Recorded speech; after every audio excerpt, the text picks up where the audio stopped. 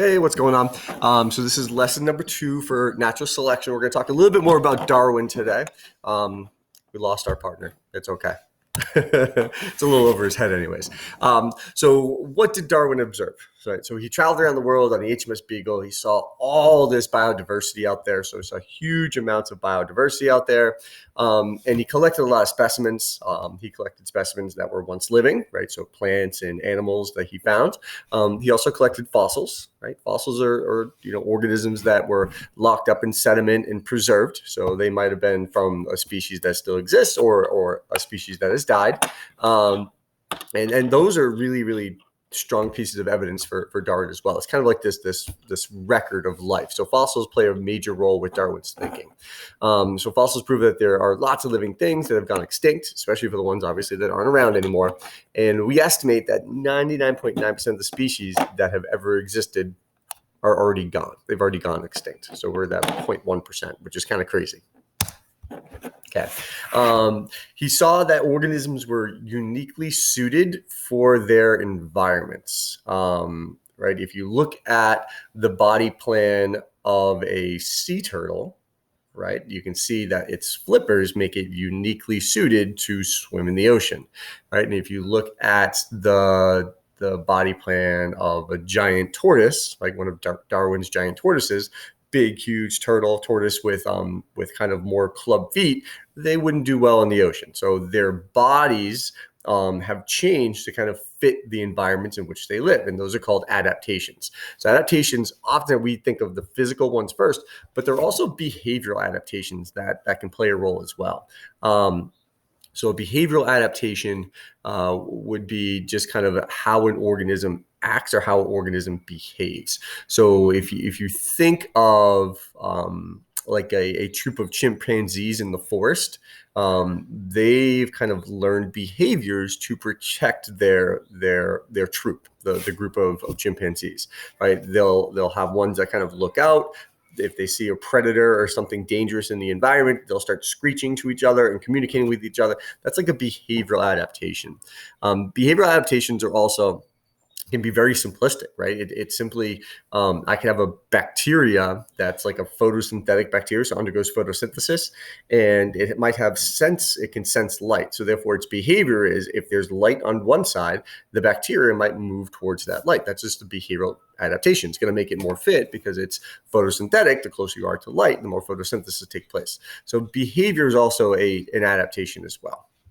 And they are the traits of survival from cellular level, like bacteria, all the way up to the behavioral level. Well, cellular level is like structure for cells as well. Okay.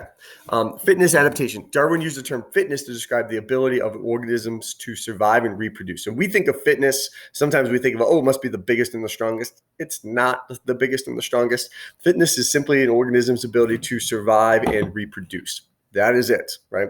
If the organism is, if you kind of think of an organism such as a little mouse isn't necessarily the biggest and the strongest, right?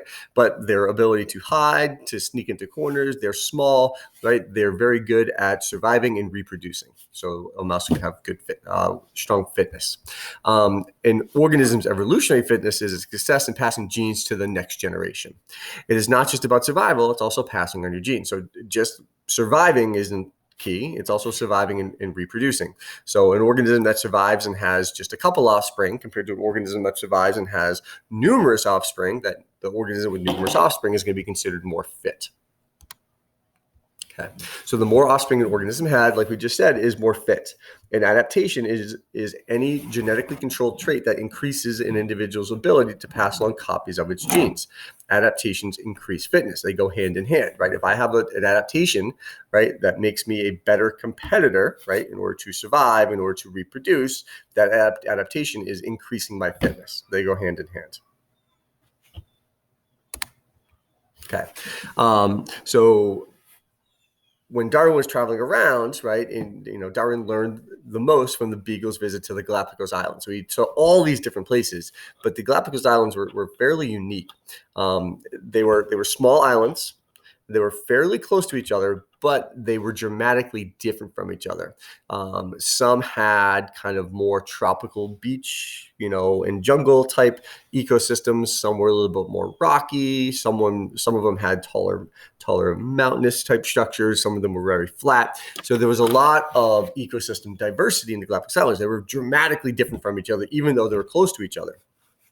So because of that, organisms that were locked on these different islands had very, very different environments in order to live and survive in, which means those environments weren't selecting for the same traits. Different environments were selecting for different traits. So because of the ecosystem diversity of the Galapagos Islands, it drove a lot of species diversity as well. A lot of different species evolved there.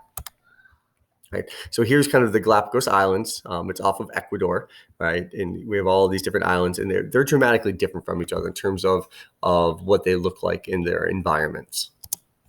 Some of the species, right? We have our iguanas, we have some hawks right here. Turtles are a key one to think about. There's a lot of different plant life there. Really the ones that Darwin focused on, he focused on all of them, but the one that people usually use to tell Darwin's story are the turtles and Darwin's finches, which we'll get to. So if you looked at Darwin's, the Galapagos Islands, tortoises varied in a predictable way from island to island, right? Each island had, they all had tortoises. And those tortoises were all different from each other. Like their shells were different. The lengths of their necks were different, right? Some turtles had like very short stubby necks because they were very close to the ground and they just kind of fed off ground debris, plants that are a little close to ground, moss possibly. Some of them had really long necks, right? Long necks because they were reaching up into shrubs and trees, eating more leaves. Some of them had like an intermediate neck because maybe they were aquatic and they were swimming around, kind of eating some type of plant material in the water. So they all were obviously had some common ancestor, but they all evolved because they lived in different islands with different selection pressures, different ecosystems. There are also Darwin's finches played a key role here. So we're going to talk about Darwin's finches as well, which I'll talk about in a second. You can look at some of the finches here at this link if you want to. So what did Darwin observe? He saw that plants and animals reproduce much faster than humans. That's fine. There had to be something limiting the animal and plant populations. Basically what he's trying to say here is, right, if you look at fish or look at frogs, when they reproduce, they don't just produce one or two offspring. Frogs and fish can produce hundreds of offspring. Well, what that means is, if a frog produces hundreds of tadpoles, do all those tadpoles survive? No. Only the ones that were the best, most fit, that had the best adaptations were they going to be the ones that survive. If you think about like an oak tree in your backyard, oak trees don't put out one or two acorns. They put out thousands of acorns. So most of the offspring die off and only the few offspring survive. So because of that, Darwin noticed that and noticed like, hey, there's something going on here. Like they put out all these offspring, right? And only the ones that have the best adaptations are the ones going to survive. There's kind of this selection process, right? We call this natural selection, is what's going on, right? The most fit offspring are going to survive. The rest of them are going to die off. Okay, so we call this natural selection. We also call this, we kind of already used these terms, survival of the fittest, right? The most fit offspring is going to be the one that survives. So Darwin theorized in nature that organisms struggle for survival, which makes sense, right? They produce offspring. They compete on the species level. They compete with their brothers and sisters to see which one's going to survive. They compete between species, different species, right? But there's definitely this competition to survive and to reproduce. That competition, you have winners and you have losers. The winners are the ones that have the adaptations that make them the most fit. So it is survival of the fittest. And this concept, survival of the fittest, is called natural selection. They really go hand in hand. So only the organisms with the best adaptations, best suited for their environments, will pass on their genes. And that changes because if I take an organism in one environment, if I move it into a different environment, it might be fit to start. But when I move it into a different environment, its traits are completely different. Maybe it's not fit for that environment. So organisms really evolve and adapt because of this natural survival of the fittest, natural selection, to really, really be fit for a very particular environment. And because things change, as environments slowly change over time, right, the organisms are going to slowly adapt as well. They're going to change over time. So Darwin's finches are just a classic example for this. So with the Galapagos Islands, there was definitely like a there was an ancestral finch. There was one finch at one point that landed and spread out to all the different islands in the Galapagos. Okay. Now, all these islands are very different. Some islands had large nuts and berries that were really the main food source. So you can kind of picture this ancestral finch had like this average sized beak. Let's kind of say this is kind of like what the ancestral finch looks something like this one right here. Well, if this one lands on the island and the only food source of the islands are larger berries or very large seeds, nuts, right? What's going to happen is the finches, with all this genetic diversity, the finches, the offspring that have slightly larger beaks, are going to be the ones that can feed easier. They can get more food. They can be better suited to eat the larger fruits and the larger berries. So over time, you can see that this ancestral finch could evolve into the finches with the larger beaks. If this ancestral finch happens to land on an island of Galapagos where they really need to kind of dig in.